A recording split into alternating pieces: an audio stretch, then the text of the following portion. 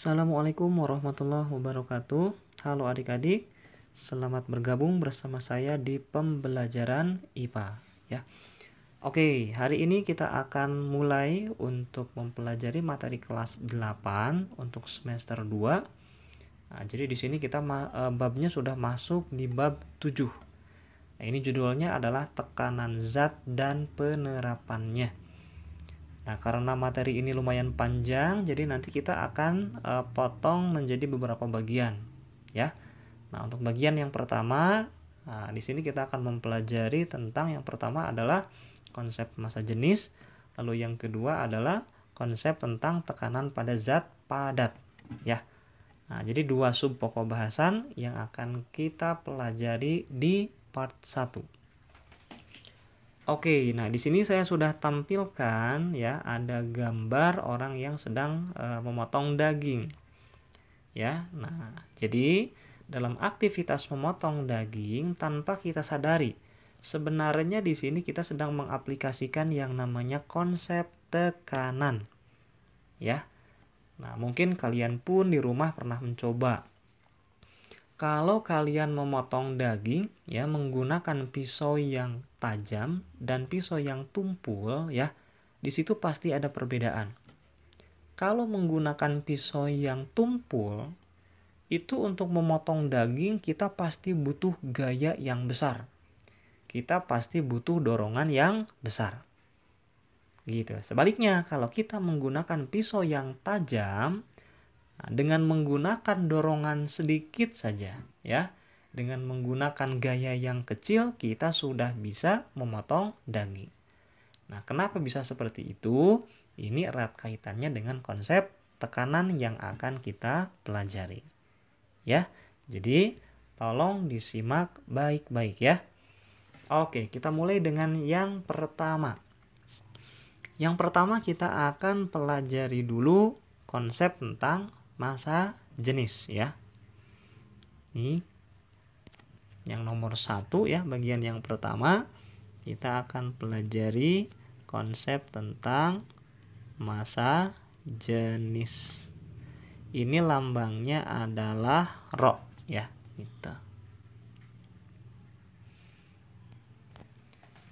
Oke, untuk massa jenis ya, di sini pun kalian harus mengingat bahwa yang namanya massa jenis ini satuannya, nah ini dinyatakan dalam kilogram per meter kubik ya. Nah, lalu apa sih yang dimaksud dengan massa jenis? Gitu ya. Jadi kita awali dengan definisinya dulu gitu. Massa jenis ini menunjukkan kerapatan partikel penyusun suatu zat ya. Nah, disebut juga dengan densitas, kerapatan atom penyusun suatu zat. Nah, atau di sini bisa saya tuliskan ya bahwa definisi dari massa jenis ini merupakan ukuran dari kerapatan partikel penyusun zat.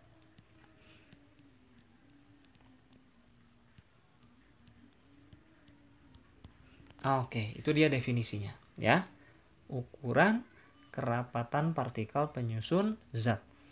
Jadi kalau atom-atom penyusun suatu zat itu rapat, maka benda itu atau zat itu akan memiliki massa jenis yang besar.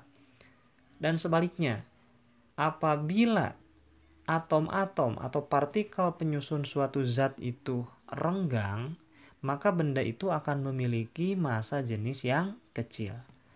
Nah, bisa kita ambil contoh misalnya begini ya, kita bandingkan antara air dengan udara. Antara air dan udara, mana sih yang atom-atomnya lebih rapat? Tentu jawabannya adalah air, gitu ya. Jadi atom-atom si air itu lebih rapat jika dibandingkan dengan udara. Nah, maka dari sini kita bisa menyimpulkan bahwa massa jenis air itu lebih besar ya jika dibandingkan dengan massa jenis udara. Ya. Nah, lalu definisi secara matematis ya Nah, kalau definisi secara matematisnya, massa jenis itu bisa diartikan sebagai perbandingan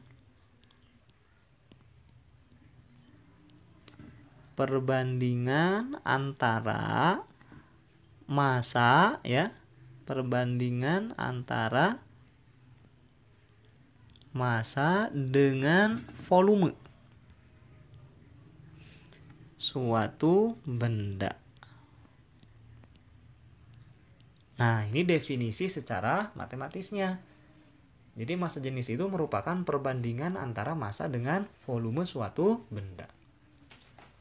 Nah, maka biasanya ya massa jenis ini, nah, ini bisa dihitung dengan persamaan Rho sama dengan M dibagi dengan V ya. Nah, ini persamaannya untuk menghitung massa jenis. Oke, jadi besarnya Rho sama dengan M dibagi dengan V. Dengan catatan ya, M-nya di sini artinya adalah massa. Ini satuannya dinyatakan dalam kilogram. Lalu kemudian ada V ya. Nah, V di sini adalah volume. Ini satuannya dinyatakan dalam meter kubik gitu ya. Nah, karena Rho sama dengan M per V, massa per satuan volume, maka satuannya dinyatakan dalam kilogram per meter kubik. Nah, itulah konsep dasar tentang massa jenis. Nah, lalu berikutnya yang kedua. Yang kedua, kita akan masuk pada konsep tentang tekanan ya. Nah, yang kedua adalah konsep tekanan pada zat padat.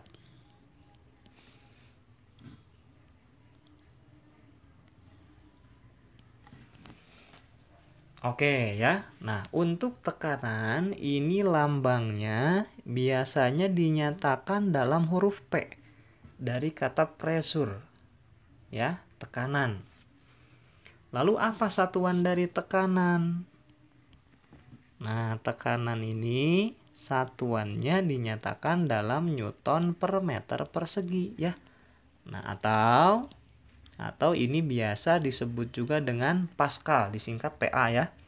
Jadi N per M persegi, Newton per meter persegi, ini sama dengan Pascal. Ini adalah satuan dari tekanan kalau berdasarkan sistem internasional. Nah, ada ya satuan-satuan yang lain untuk tekanan juga yang bukan sistem SI-nya, misalnya dinyatakan dalam atmosfer, dinyatakan dalam bar gitu ya. Nah, itu adalah satuan-satuan lain untuk tekanan. Tapi kalau untuk yang sistem internasionalnya, satuannya adalah Newton per meter persegi atau Pascal. Nah, lalu apa yang dimaksud dengan tekanan? Nah, definisi dari tekanan ya, ini bisa diartikan sebagai rasio atau perbandingan antara ya gaya terhadap luas permukaan.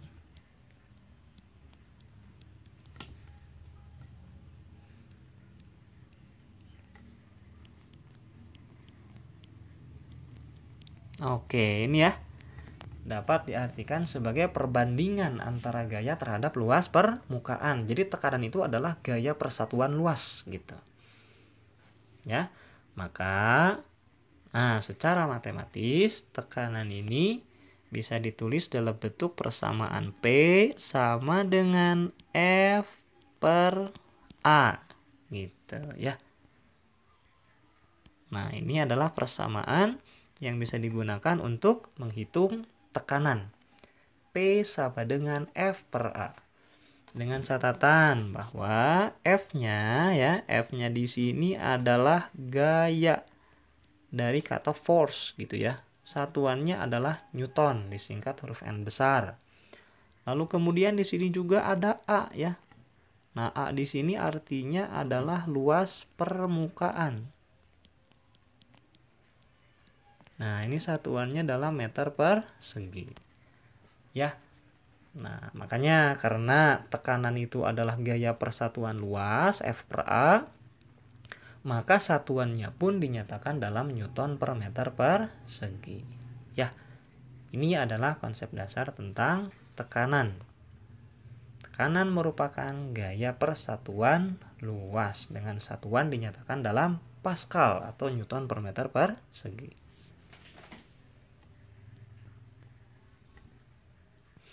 Oke ya, jadi ini 2 poin yang kita bahas untuk bab 7 ya. Untuk bab 7 tekanan zat dan penerapannya part 1. Ada 2 sub pokok bahasan. Yang pertama adalah konsep tentang massa jenis. Lalu kemudian yang kedua adalah konsep tentang tekanan pada zat padat. Ya. Oke, itu dulu ya untuk pertemuan yang pertama. Untuk yang part 1 kita sambung di part yang keduanya nanti ya. Itu bahasannya tentang tekanan pada zat cair dan tekanan pada gas ya. Oke. Sekian dulu. Terima kasih. Assalamualaikum warahmatullahi wabarakatuh.